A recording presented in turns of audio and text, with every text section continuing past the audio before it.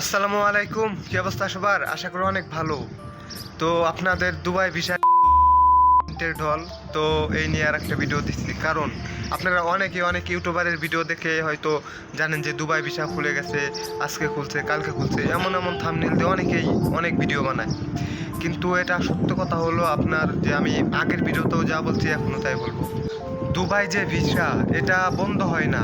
এটা আপনি সবসময় দুবাইতে আসতে পারবেন সব ধরনের ভিসায়।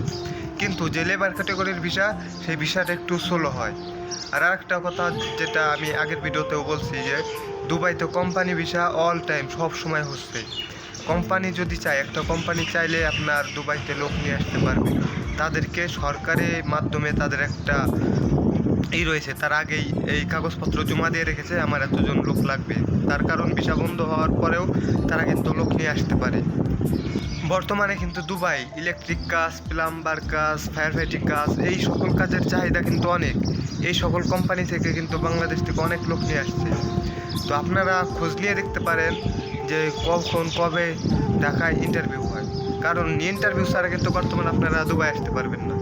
যেই কাজে আসেন আপনাদের তেমন লেবার ক্যাটাগরির বিষয় নিয়ে আসবে তারা, কিন্তু আপনাদের কোনো সার্টিফিকেট কিচ্ছু দরকার পড়বে না। আপনারা শুধু ইন্টারভিউ দিবেন এবং ইন্টারভিউতে পাশ করলেই হবে।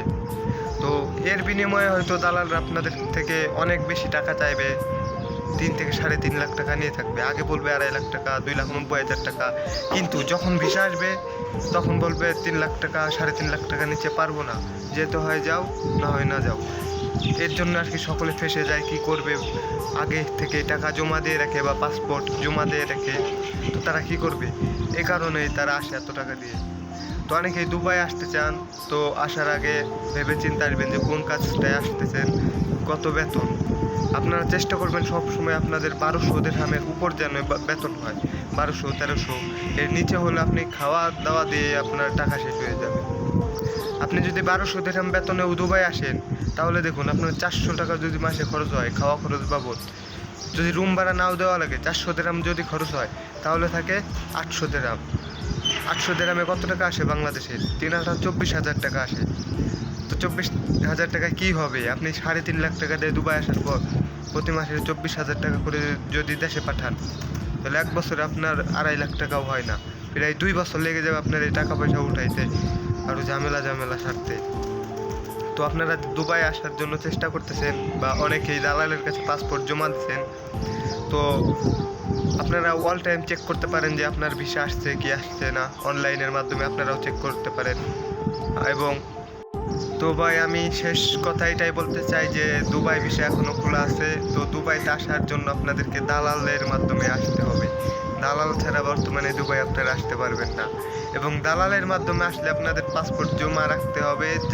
তারা যতদিন পর আপনার ভিসা দেয়, যতদিন পর আপনার ইন্টারভিউর জন্য কোম্পানি থেকে আসে, ততদিন পর্যন্ত তারা পাসপোর্ট আটকে রাখবে, তাদেরকে খুঁজেও পাবেন না। এবং দালালের কাছ থেকে আসলে আপনাদের প্রায় 3.5 লাখ টাকার মতো খরচ হবে। তো সব কিছু করার আগে, দুবাই আসার আগে সব কিছু ভেবে চিন্তে আসবেন, এতে আপনাদের জন্য ভালো হবে। তো এই ভিডিওটা এই পর্যন্তই, দেখা হবে পরবর্তী কোনো ভিডিওতে। আসসালামু আলাইকুম।